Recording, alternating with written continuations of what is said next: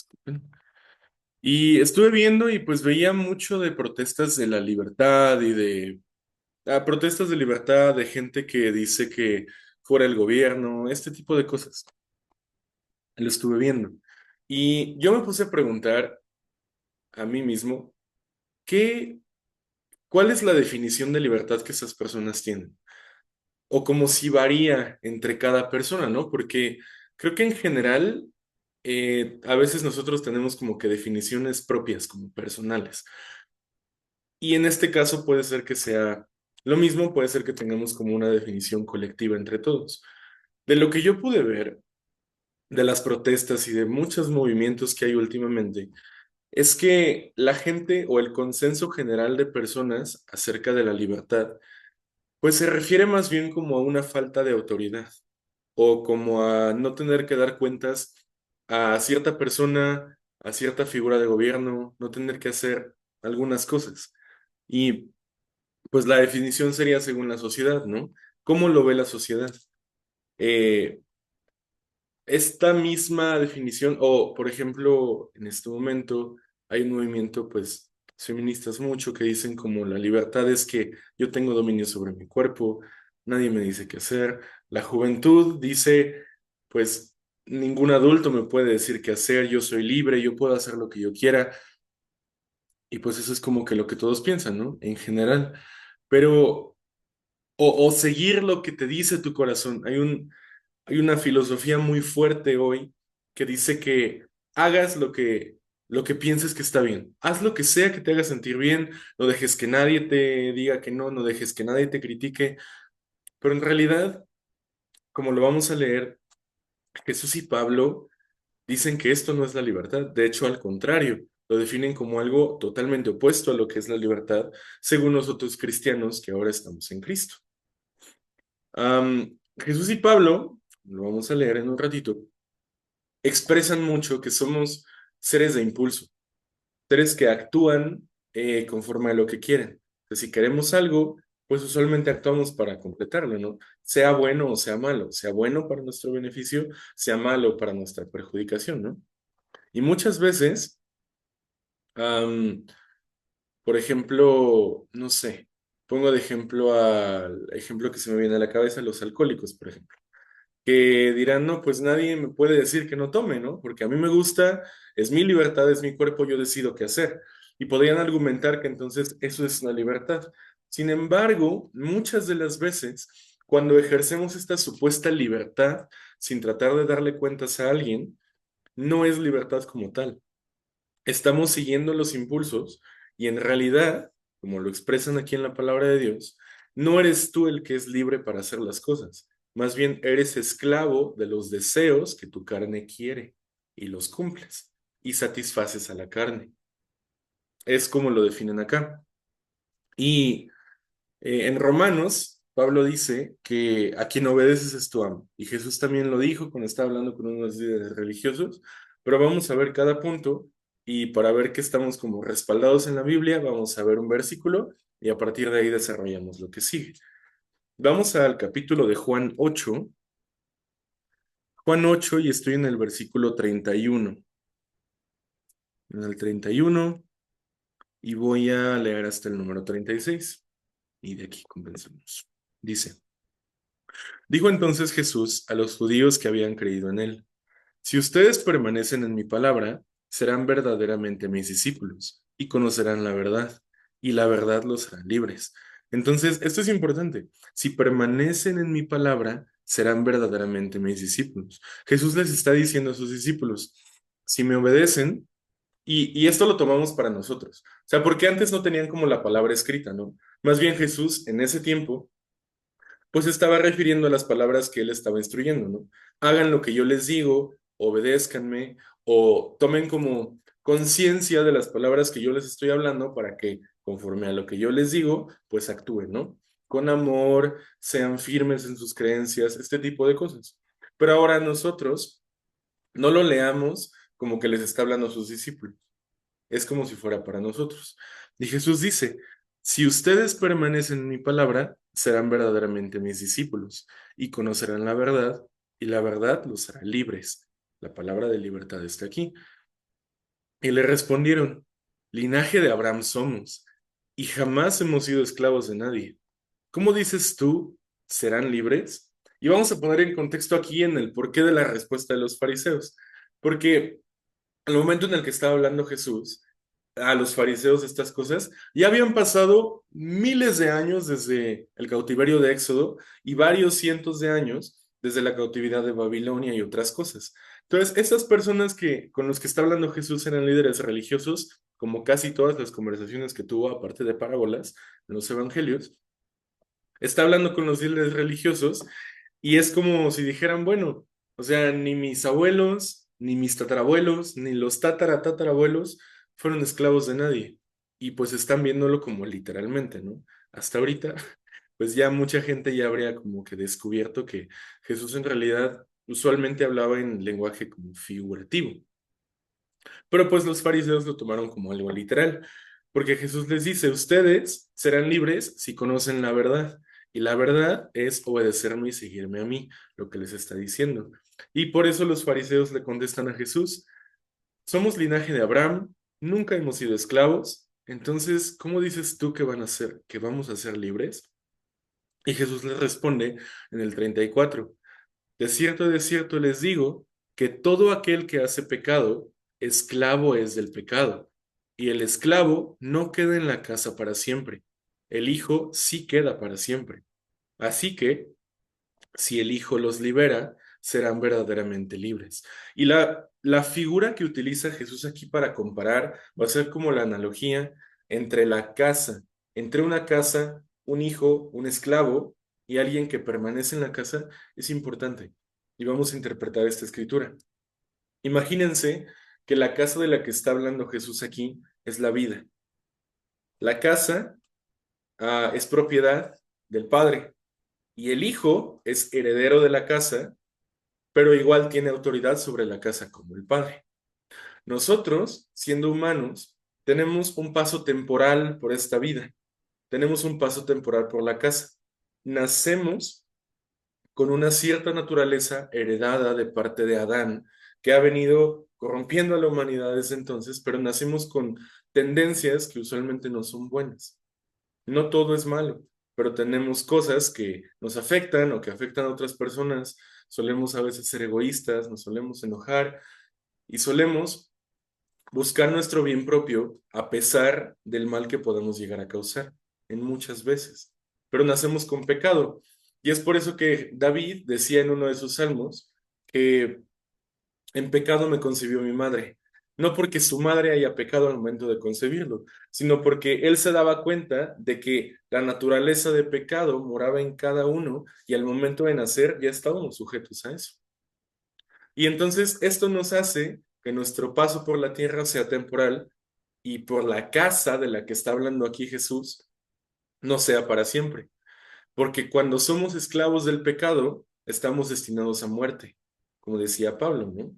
En Romanos 3 y en Romanos 6, que cualquiera que peque, su castigo es muerte. Y pues todos hemos pecado y todos estamos destituidos de la gloria de Dios. Pero y es por eso que la imagen que Jesús hace aquí es importante, porque él dice, de cierto les digo que todo aquel que hace pecado, esclavo es del pecado, y el esclavo no queda en la casa para siempre, el hijo sí queda para siempre. Es importante, porque en la antigüedad los esclavos no se mantenían en la casa para siempre, no eran como algo constante en la mente como del propietario o del presupuesto de la casa. Los esclavos estaban allí porque, así como nosotros, a veces no tenían ni siquiera opción de ser los esclavos, simplemente o los tomaban o los sacaban de sus familias y los ponían a trabajar. Así como nosotros no tuvimos opción en haber nacido en esta naturaleza pecaminosa, los esclavos tampoco. Y no eran como antes, no eran como, ¿cómo se dirá? Un recurso al que el amo pues le importara mucho y eran como dispensables en la casa. Cuando se acababa el tiempo del esclavo, llega otro, se vuelve débil, se vuelve viejo y lo dejamos fuera, ¿no?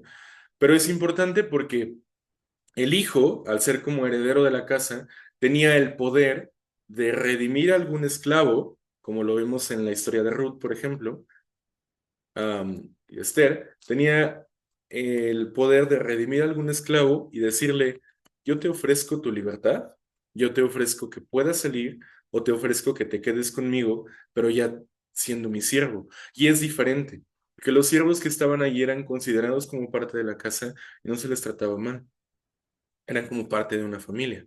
Era como Dios había dicho desde antes, desde el Éxodo y en las leyes de Deuteronomio, cómo se tratara a los siervos de la casa. Eran muy diferentes. Y Jesús les dice aquí, si el Hijo los libera, serán verdaderamente libres. Es la razón de su respuesta. Porque el Hijo, siendo el dueño de la casa, tiene el poder de decirle a los esclavos, a nosotros, que somos esclavos del pecado, decirnos, yo te redimo, te ofrezco la opción de servir en mi casa y tener los privilegios cerca de los que yo tengo o los mismos de los que yo tengo, pero sírveme. De todas formas, siempre era una opción voluntaria. O sea, quedarse en la casa nunca era algo obligado. Ya cuando el hijo se lo ofrecía para el esclavo, le ofrecía redimirlo. Y usualmente no era tanto como del trabajo del esclavo. Se trataba más acerca de cómo veía el hijo al esclavo. Y ahí es cuando ya lo redimía. Y es la manera en la que nosotros recibimos la libertad de no estar temporalmente en la casa o en la vida, sino que ya que el Hijo, que es Jesús, nos ofrece de esta vida y esta redención, somos aptos para ahora quedarnos en la casa y morar con Él para siempre, que sería la vida eterna. Espérenme porque ya se me apagó mi tableta. Y ese es el contexto y la razón de la respuesta que nos da el Señor. Y es por eso que somos diferentes, que al momento de recibir a Cristo, nosotros nos diferenciamos de las personas que no lo conocen. Y al momento de ejercer nuestra libertad, ya no estamos viviendo en una libertad como la definiría el mundo. Nuestra libertad es más una libertad espiritual y una libertad mental o emocional que una libertad física, que aún así Dios puede hacer milagros para librarnos de muchas cosas, pero primero hay que recibir la libertad que nos da Cristo, la libertad del pecado de la que Él está hablando aquí. Y es por eso que somos libres. Pero hay que ponernos a pensar y en muchas ocasiones en la palabra de Dios tenemos que ser muy conscientes y hacer como introspección en nosotros para decir, bueno, ¿de verdad soy libre? ¿En verdad ya no estoy prosiguiendo las cosas que hacía antes de conocer a Cristo? Y Pablo dice en Romanos que ahora que ya somos de Cristo, somos una nueva criatura. Ya no podemos seguir atados o orgullosos o tal vez excusándonos en que somos de cierta manera, en que nos comporta, en que crecimos de alguna manera, en que nos mostraron cierto tipo de conducta y entonces no podemos cambiar, porque la palabra de Dios dice que el que está en Cristo es libre y el que está en Cristo es una nueva criatura. Por lo tanto, nuestra naturaleza que nos agarra y que nos mantiene allí en el pecado ya no puede estar en nosotros, sino al contrario, con Cristo debe ser superada y entonces ahora tenemos que vivir en una naturaleza nueva o diferente. Y aquí hay, más adelante Jesús les dice que a quien sea que sirven, a quien sea que ellos sirven, ya sea a su carne o a Dios, entonces ese es su amo. Y tenemos que pensar nosotros, ¿a quién estamos sirviendo? ¿A los deseos o a la carne que nos impulsa a hacer ciertas cosas? ¿O a Dios, que pues es Dios y sabe qué es lo mejor para nosotros? ¿A quién es? Y vamos a Romanos 6, el versículo 16, voy a leer, y es justo lo que les decía. El subtítulo aquí en mi Reina Valera dice siervos de la justicia. Es cuando Pablo les está escribiendo a los romanos. Empiezo en el 6:16. Dice, ¿no saben que si se someten a alguien como esclavos para obedecerle, son esclavos de aquel a quien obedecen, sea del pecado para muerte o sea de la obediencia para justicia? Pero gracias a Dios que aunque eran esclavos del pecado, han obedecido de corazón a aquella forma de doctrina a la cual fueron entregados. Y libertados del pecado, vinieron a ser siervos de justicia. Y otra vez enfatizado aquí, un creyente, alguien que ha recibido a Cristo, ya no puede seguir atado a los vicios o ya no puede seguir buscando hacer las mismas cosas que hacía antes de conocer a Jesús y antes de experimentar el amor de Dios. Ya no podemos. Y hay que preguntarnos, ¿en verdad somos libres de esta naturaleza que teníamos antes? ¿O en verdad hemos comenzado, siquiera la obra de Cristo de verdad siquiera ha comenzado en nosotros? Y aquí sería fácil culpar como a Dios y decir, pues es que Dios no ha empezado nada en mí, pues es que Dios no me ha dicho qué tengo que hacer, Dios no me ha instruido, Dios nada.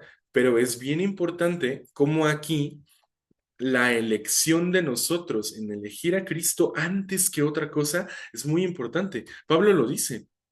Gracias a Dios que aunque eran esclavos del pecado, han obedecido de corazón a aquella forma de doctrina a la cual fueron entregados y librados del pecado, vinieron a ser siervos de justicia. Pablo dice, ustedes, aun siendo esclavos del pecado, decidieron obedecer y entonces como obedecieron, ahora son llamados siervos de justicia.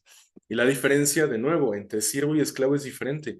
El esclavo no tiene elección, no tiene derecho de escoger, pero el siervo está allí por elección propia y por voluntad, y lo hace porque quiere, no porque lo obligan a hacerlo. Y siendo siervos de justicia, estamos llamados a dar nuestra mejor representación de lo que podamos, del amor de Dios o del que tuvo por nosotros en la cruz. Así estamos. Y quiero que piensen que al momento de seguir nuestros deseos, muchas veces, ya sea en cualquier ejemplo, y creo que todos podemos ponernos algo que tengamos en la cabeza o algo que tengamos, porque nadie es perfecto y nadie es perfecto y al final siempre estamos fallando. Y por más que lo intentamos, a veces hay alguna tentación, a veces hay algo que nos hace caer, pero la diferencia es que nosotros tenemos el perdón de Dios. Pero quiero que se pregunten, que nos preguntemos. Piensa en algún pecado o en alguna cosa que alguien te haya dicho que debes cambiar, en algo que sabes que está mal y sigues haciendo, en algo que puede ser que te dé placer, pero la gente te dice que está mal o que tú sabes que está mal. Hay que pensar, ¿a dónde lleva obedecer a eso? ¿Y qué fruto o qué tipo de fruto ha dado? ¿En verdad ha sido bueno? ¿En verdad te ha hecho bien a ti? ¿Te ha llevado a tener lo que quieres al final? ¿Te ha, has estado satisfecho con lo que has hecho? ¿Y al final te ha dado algún propósito? ¿Te ha dado algo que perseguir? ¿Es real lo que has estado sintiendo? Es importante preguntar esto. Y la mayoría de nosotros solemos tener a veces tendencias malas. Un psicólogo una vez decía que tenemos tendencias autodestructivas. Yo creo que eso es muy fuerte, pero pues a veces sí. Porque buscamos a personas que nos pueden llegar a hacer daño porque tenemos caracteres nocivos con la gente, agresivos, tenemos hábitos que nos llevan a dañar nuestro propio cuerpo a veces. ¿Y a dónde nos llevan? O sea, siguiendo en verdad este camino de seguir dándonos placer, de seguir dándonos el gusto de hacer las cosas, ¿a dónde nos lleva a final de cuentas? ¿Y tiene un propósito real el haber hecho? ¿Acabaremos con gente que nos ama, con gente con propósito en nuestra vida o sin él? ¿A dónde vamos? Y Dios quiere que escojamos. Y Él, a final de cuentas, si leemos el Nuevo Testamento, si leemos el Antiguo Testamento, de verdad, Él ha tratado tanto de llamar nuestra atención, se ha esforzado tanto solamente por decirnos, yo estoy aquí y soy mejor y estoy para ti, pero a veces no lo creemos y no creemos que Dios de verdad sea lo mejor. Porque a veces el tratar de obedecer a Dios se ve impedido por el tipo de perspectiva que tengamos de Él, o el tipo de perspectiva que tengamos de una iglesia, o la perspectiva que tengamos de ciertos pastores, o de cierta, o de cómo manejan su relación con Dios, entre comillas, algunas personas con Dios. A veces se ve afectado por eso. Pero la esencia de la relación con Dios no está en cómo se traten otras personas, no está en cómo nos traten otras personas, no está en cómo otras personas se relacionen con nuestro Señor, sino está en quién es Dios y en quién somos nosotros para Él. Dios no es como un dictador celestial. Una vez escuché a una persona que no era cristiana, pero le escuché decir que Dios es como un dictador celestial, que si no lo obedeces, mueres. Y si solamente haces lo que dices, entonces tienes como vida eterna. Pero Dios en realidad no es así.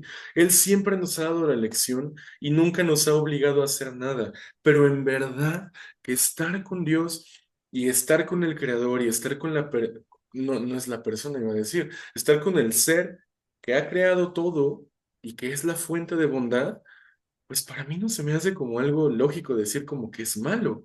Al contrario, siempre ha estado al pendiente de nosotros.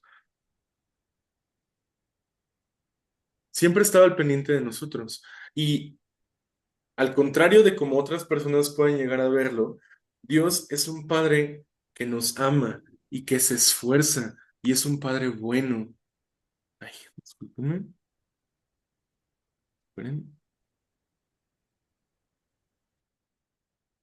ya, disculpen.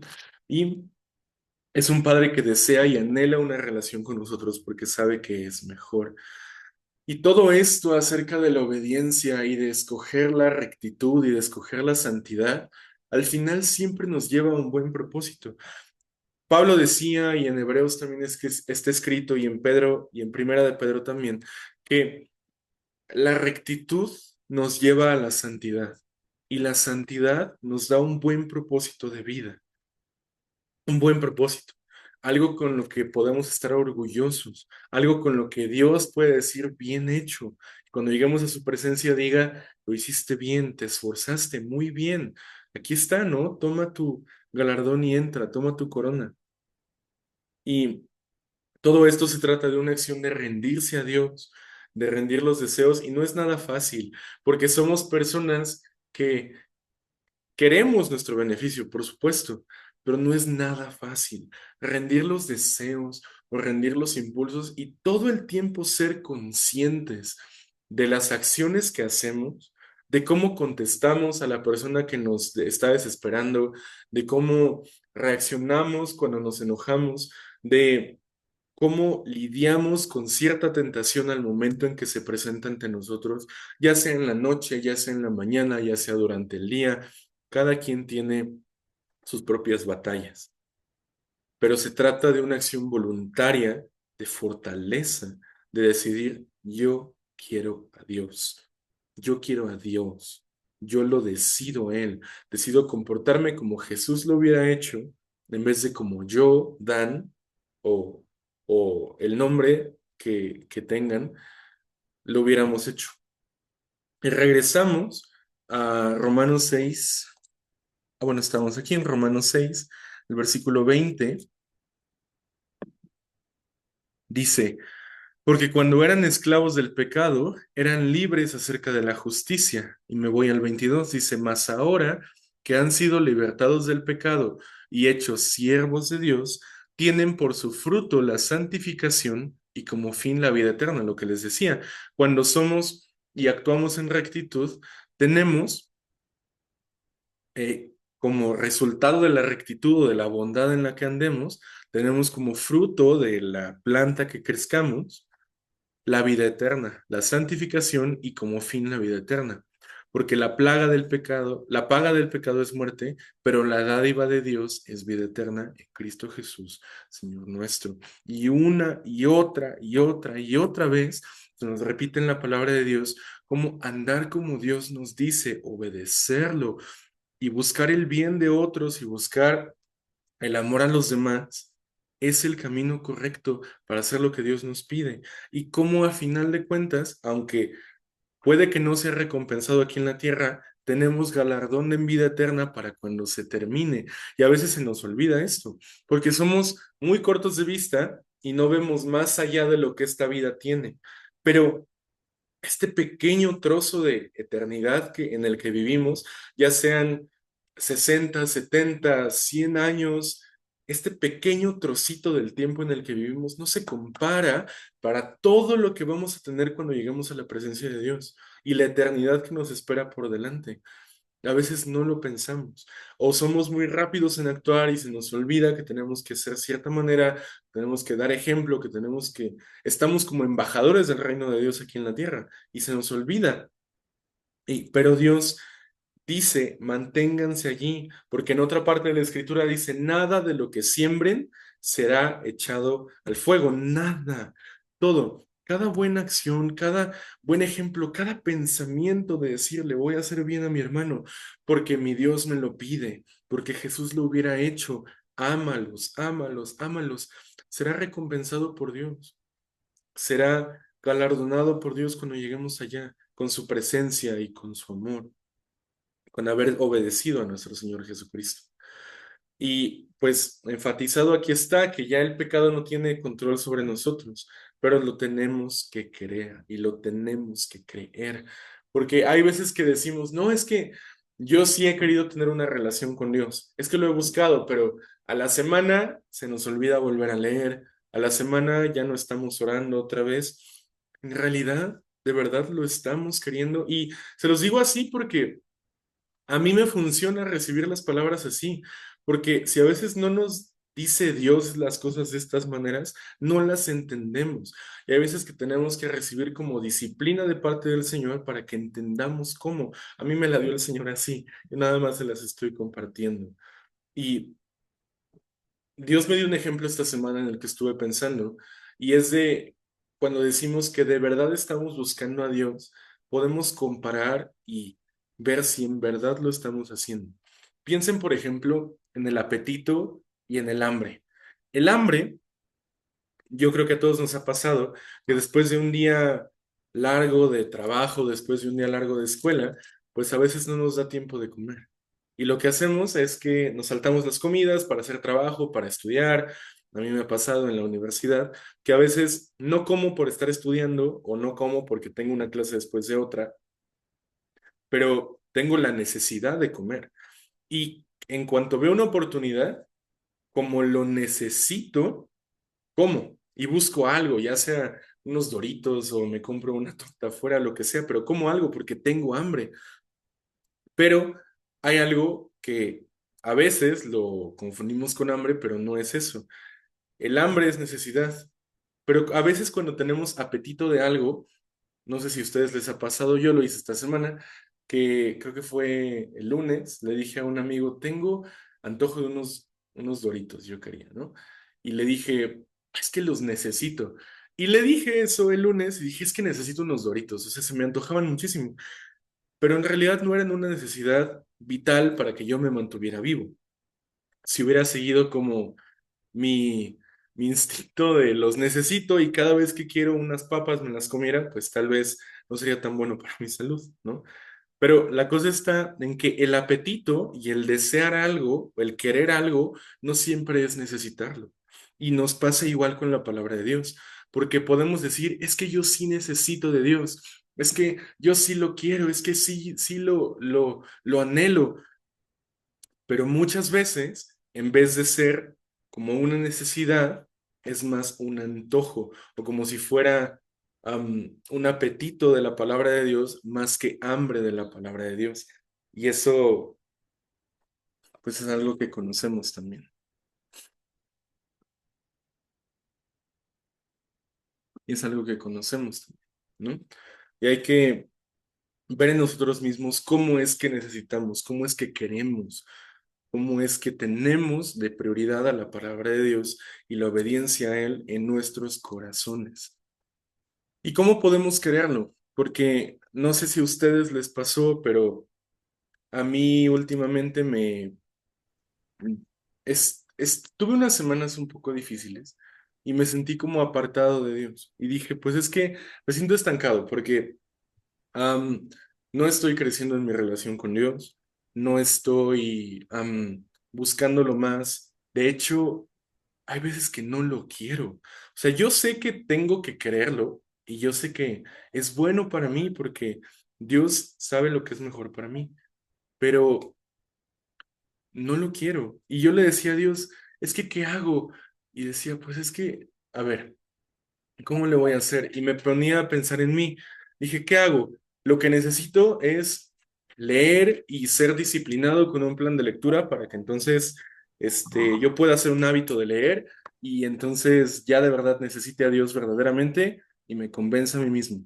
Necesito ponerme una alarma todos los días para ser disciplinado y y entonces buscar a Dios todos los días y que ya no se me olvide. Y necesito disciplina, y necesito constancia, y necesito esto y esto y esto. Y miren, Dios me mandó una persona que me corrigió de estas cosas que yo pensaba que estaba haciendo bien. Y pues Dios a todos nos corrige, ¿no? Muchas veces como cristianos pensamos que estamos tibios en el lenguaje de la palabra o que no lo buscamos lo suficiente y que se va a arreglar todo si tenemos la suficiente disciplina para buscarlo y que se va a arreglar todo si tenemos la suficiente constancia para no salirnos de de este hábito, ¿no? Y que se cree un hábito en nosotros y no está mal, pero la cosa aquí es que esto sigue siendo en nuestras propias fuerzas y la disciplina con la que según nosotros vamos a solucionar esta falta de la relación con Dios no es más que otra confianza en nuestras propias fuerzas, en que lo vamos, que necesitamos esforzarnos un poquito más para que Dios nos vea. Tenemos que esforzarnos un poquito más para que entonces el Espíritu de Dios ahora sí venga y vea la disposición en mí, y entonces obre en mí. Sigue siendo fuerza en nuestras propias fuerzas, valga la redundancia, ¿no? Y esta no es la solución. En realidad, lo que tenemos que hacer es ser muy honestos con Dios y decirle, Señor, siendo sincero, hay veces que no deseo estar contigo.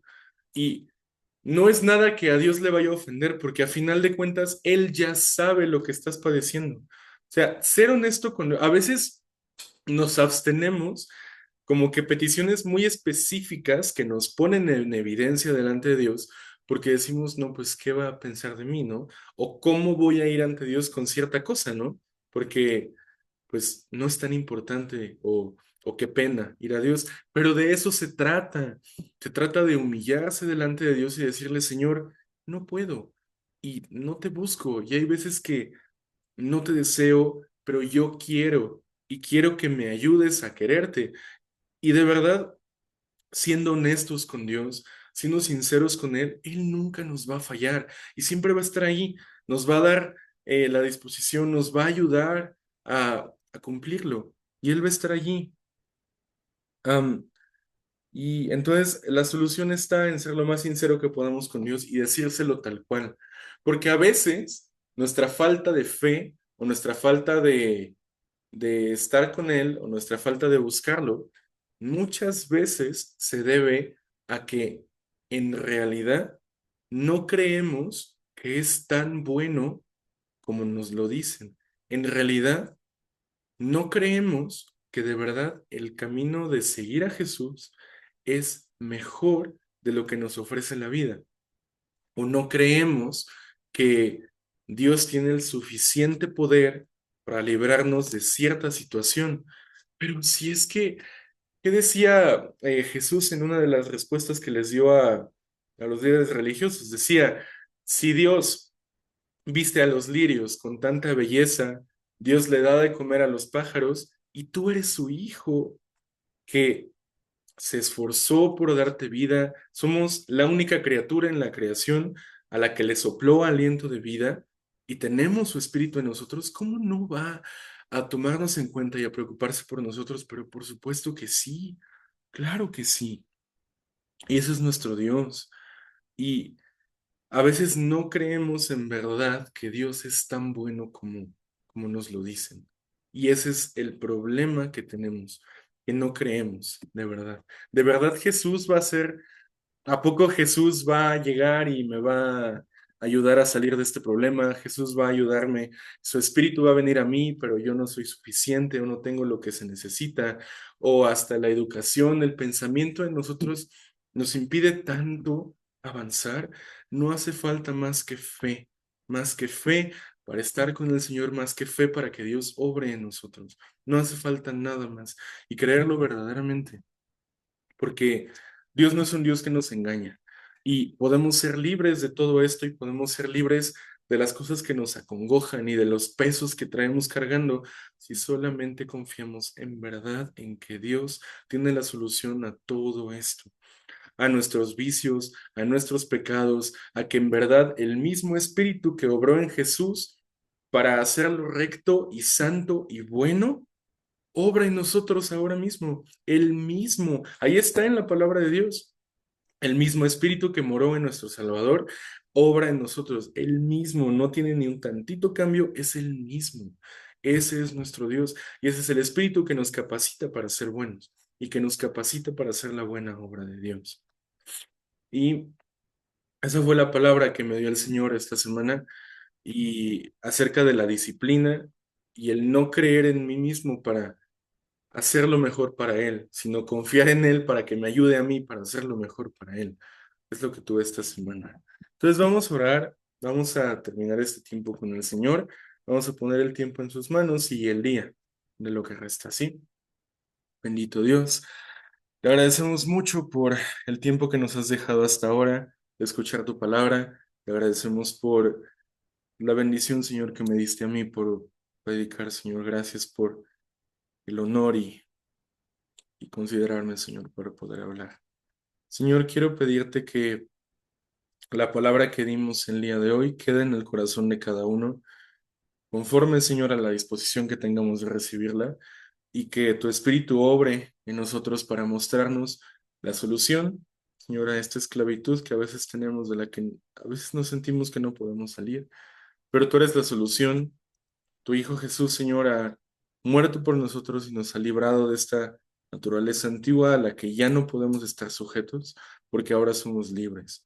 Pero en el nombre de Jesús te pedimos que nos hagas creerlo y, Señor, que ayudes a nuestra incredulidad a desaparecer, porque tú eres un Dios poderoso que tiene control sobre todas las cosas, y lo creemos y lo declaramos, Señor, y reconocemos tu autoridad sobre nuestra vida, que eres Dios poderoso, amoroso, Señor, y que cuida de nosotros siempre, y que nos ama sin importar nada. En el nombre de Cristo Jesús estamos puestos en tus manos. Amén.